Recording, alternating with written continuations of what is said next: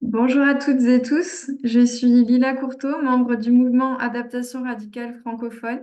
Si vous ne connaissez pas encore notre mouvement, je vous invite à visiter notre site internet qui devrait vous éclairer sur qui nous sommes et ce que nous essayons de faire. Cet été, nous avons mis en place un travail participatif et d'intelligence collective ouvert à tous nos membres et sympathisants pour répondre aux trois questions de la consultation du gouvernement concernant la trajectoire de réchauffement de référence pour l'adaptation au changement climatique, ce qu'on appelle aussi TRAC.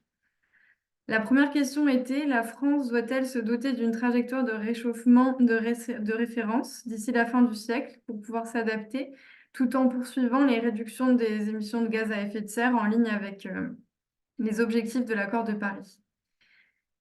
Il nous semble évident que la France doit se doter d'une trajectoire de référence d'ici la fin du siècle, sans quoi il sera impossible pour les décideurs de prendre les mesures à la hauteur des enjeux.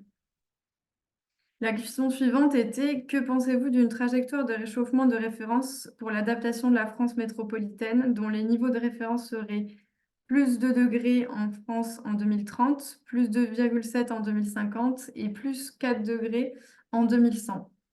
Ce à quoi nous avons répondu que l'on ne devrait pas sous-estimer le manque clair d'engagement des politiques actuelles. Et ainsi, nous pensons qu'opter pour le scénario décrit par le GIEC d'une France à plus 4 degrés en 2100 est un minimum et il serait même plus judicieux d'envisager pire afin d'éviter que nos plans d'adaptation soient dépassés d'ici quelques années.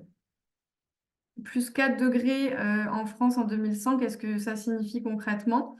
Une augmentation de l'intensité et des fréquences des incendies, de la sécheresse, des canicules, des risques de pandémie, d'inondations, montée des eaux, des pertes conséquentes de biodiversité et donc aussi inévitablement des pénuries alimentaires.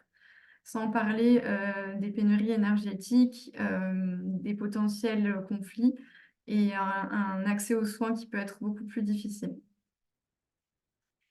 Mais notre travail s'est surtout focalisé et volontairement sur la question 3, qui était quels outils et accompagnements techniques et financiers devaient être mis à la disposition des collectivités, des acteurs économiques et du public pour qu'ils puissent prendre en compte les impacts envisagés dans le futur et bien sûr les impacts du réchauffement climatique que j'ai listé juste avant. Nous proposons comme outil et cadre de réflexion le concept des 4 R que je vais vous présenter et de One Planet, One Health. Donc les 4 R, ça sous-entend le R de résilience. Qu'est-ce que nous valorisons le plus? Qu'est-ce que nous voulons aussi garder et comment?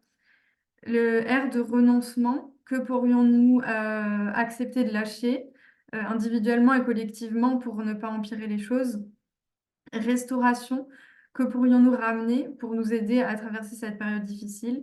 Et enfin, réconciliation, avec quoi et qui allons-nous faire la paix et collaborer en nous éveillant à notre mortalité mutuelle? Nous pensons que ces questions peuvent aider à orienter les réflexions et les décisions pour le développement de nouvelles stratégies d'adaptation. Et comme second outil, nous a semblé indispensable de mentionner le concept One Planet, One Health, car il est crucial d'intégrer la santé et le bien-être des écosystèmes aussi et des populations dans nos réflexions et décisions. Penser qu'en tant qu'humains, nous faisons partie de la nature et que sa santé dépend de nous, tout autant que nous dépendons d'elle.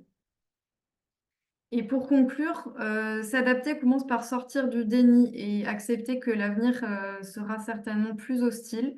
Moins d'eau, plus d'événements climatiques extrêmes, des vagues de migration engendrant des conflits, des nouveaux virus et pandémies avec, comme je l'ai déjà mentionné, des accès limités aux soins, car on sera sûrement dans un système en crise. Et comme tout est systémique, nous devons tenir compte de tous ces risques et enjeux si l'on veut éviter une maladaptation. Si vous souhaitez lire notre réponse complète, je vous invite à télécharger le PDF qui sera en lien de cette description. Et si vous avez des remarques et des retours à faire, c'est vraiment avec plaisir que nous les lirons, écoutons. Vous pouvez nous suivre sur les réseaux sociaux, Facebook, LinkedIn, et également nous rejoindre pour poursuivre les discussions sur ce sujet ou sur d'autres sujets qui nous tiennent à cœur. et ce sera toujours dans un cadre bienveillant, donc dans des discussions dans le cadre du Mattermost ou de Telegram. Merci pour votre écoute et à bientôt.